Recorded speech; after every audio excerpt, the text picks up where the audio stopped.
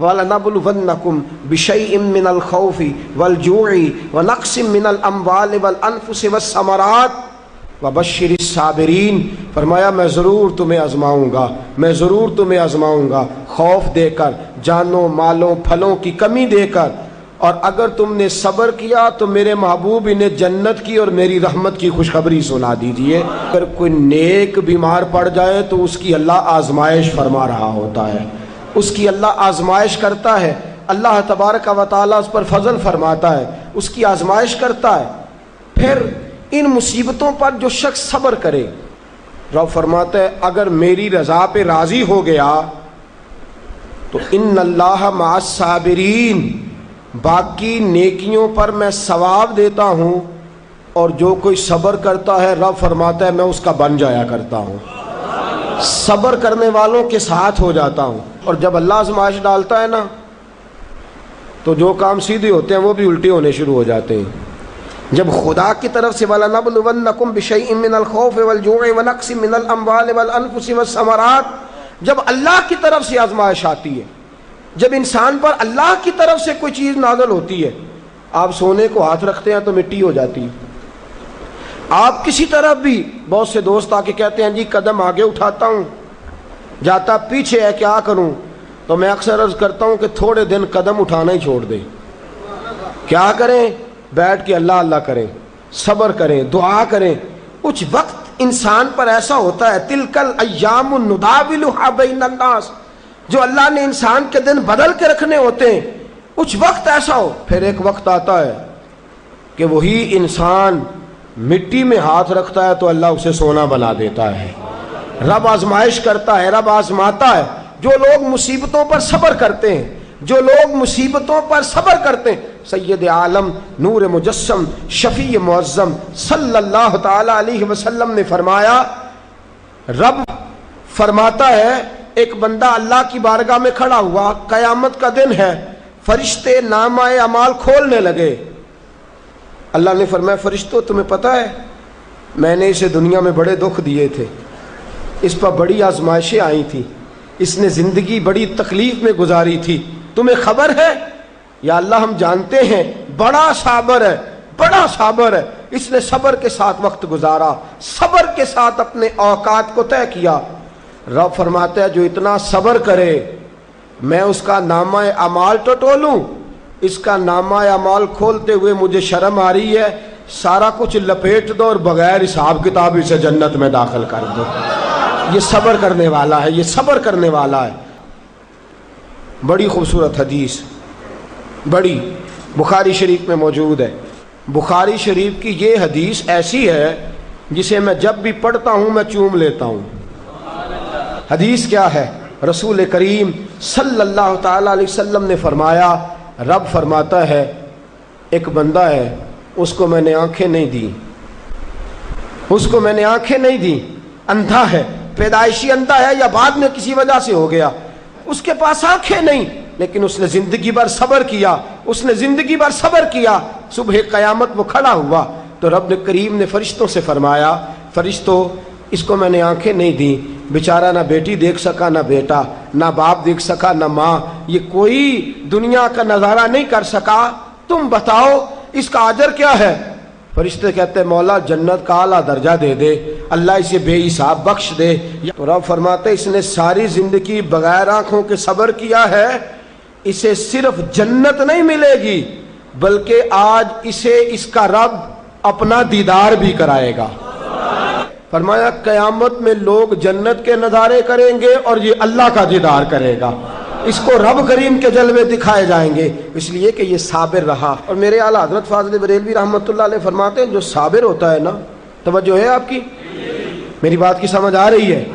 اعلیٰ حضرت فرماتے ہیں بڑا قیمتی جملہ، فرماتے ہیں جو صابر ہوتا ہے وہ سکون میں ہوتا ہے۔ شیخ سعدی رحمۃ اللہ تعالی علیہ کے پاس ایک شخص آیا، کہنے لگا حضرت جی دیکھیں نا میرے پاس اتنے بھی پیسے نہیں کہ میں جوتے لے سکوں۔ فرمایا صبر کر اللہ دے گا۔ کہنے لگا جی صبر ہی کیا ساری عمر، اس نے جوتے لینے کے برابر بھی پیسے نہیں دیے، ننگے پاؤں پھر رہا ہوں۔ شیخ سعدی رحمۃ اللہ تعالی علیہ نے اس کا بازو تھاما، ایک گھر میں لے گئے، دروازے پہ دستک دی، گھر کا مالک باہر آیا، اس نے دونوں طرف بیساکھیاں پکڑی ہوئی ہیں، ٹانگیں تو ہیں پر پیر ہی کوئی نہیں۔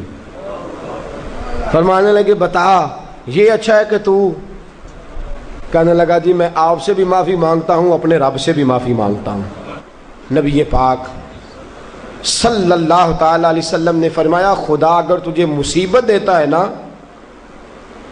اور ان مصیبتوں پر جب اللہ تجھے قیامت میں اجر دے گا تو تیرا دل چاہے گا کاش سکون ہوتا ہی نہ، آزمائشیں ہی آزمائشیں ہوتی، تو وہ اجر دیکھے گا۔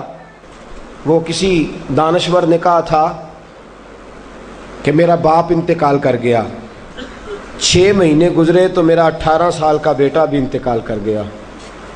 کہنے لگے میں نے اپنے 80 سال کے باپ کا جنازہ اٹھایا تو میری کمر نہیں جھکی، لیکن جب 18 سال کے بیٹے کا جنازہ اٹھانے لگا تو میری کمر جھک گئی، اور رو کے کہنے لگا لوگوں باپ کا جنازہ پڑھنا آسان ہے، دعا کرو کسی کو بیٹے کا جنازہ نہ پڑھنا پڑ جائے، بڑا مشکل کام ہے، بڑا کٹھن مرحلہ ہے۔ حضرت ابو ہریرہ رضی اللہ تعالیٰ عنہ فرماتے ہیں اللہ کے محبوب صلی اللہ تعالیٰ علیہ وآلہ وسلم کے صاحبزادے جناب ابراہیم علیہ السلام فرماتے ہیں حضور کے صاحبزادے آپ رات کو جب ان کی ولادت ہوئی تو نبی کریم علیہ السلام ہمارے درمیان آئے۔ جاگیے ذرا غور فرمائیے گا بات پہ۔ سید عالم صلی اللہ علیہ وسلم تشریف لائے اور ہم نے حضور کے چہرے کو چمکتے دیکھا۔ ہم نے کہا یا رسول اللہ موڈ مبارک بڑا اچھا ہے، حضور کوئی خیر کی خبر ہے؟ فرمایا مجھے مبارک دو، اللہ نے مجھے بیٹا عطا فرمایا ہے۔ فرماتے ہیں اگلے ہی دن، ایک روایت ہے کچھ عرصے کے بعد، ایک روایت ہے اگلے ہی دن ظہر کے بعد میرے محبوب نے پیار کرنے کے لیے بیٹا اٹھایا اور صاحبزادے کی سانسیں اکھڑنے لگی۔ رسول پاک کے صاحبزادے نبی پاک کے مقدس ہاتھوں میں سانسیں اکھڑ رہی ہیں، حضور کے دستے مبارک میں صاحبزادے نے وصال کر دیا۔ آنکھیں بند کی تو نبی کریم کی مقدس آنکھوں میں آنسو آئے۔ رات خوشی تھی، رات حضور مبارکیں وصول کر رہے تھے، رات مسکرا رہے تھے، ایک ہی تو رات گزری ہے، 24 ہی تو گھنٹے ہوئے ہیں، آنکھوں میں آنسو بھر آئے ہیں۔ حضرت عبداللہ ابن عمر رضی اللہ تعالیٰ عنہ عرض کرتے ہیں یا رسول اللہ آپ رو رہے ہیں؟ حضور صاحبزادے کا انتقال ہوا تو رو رہے ہیں؟ نبی رحمت صلی اللہ تعالیٰ علیہ وسلم نے فرمایا عبداللہ دل میرا غمزدہ ہے، آنکھوں میں آنسو ہیں، پر میں اپنی زبان سے وہی جملے کہوں گا جس سے میرا اللہ راضی ہوگا، میں کوئی بے صبری والی بات نہیں کروں گا۔ اور یاد رکھیے مصیبتیں اللہ کے پیاروں پر آتی ہیں۔ 500 سال فرعون نے دعویٰ خدائی کیا ہے معاذ اللہ، 300 سال فرعون کا حال یہ تھا کہ ننگے پاؤں کانٹوں پہ چلتا تھا اور اس کے پیر میں کانٹا بھی نہیں چبھتا تھا۔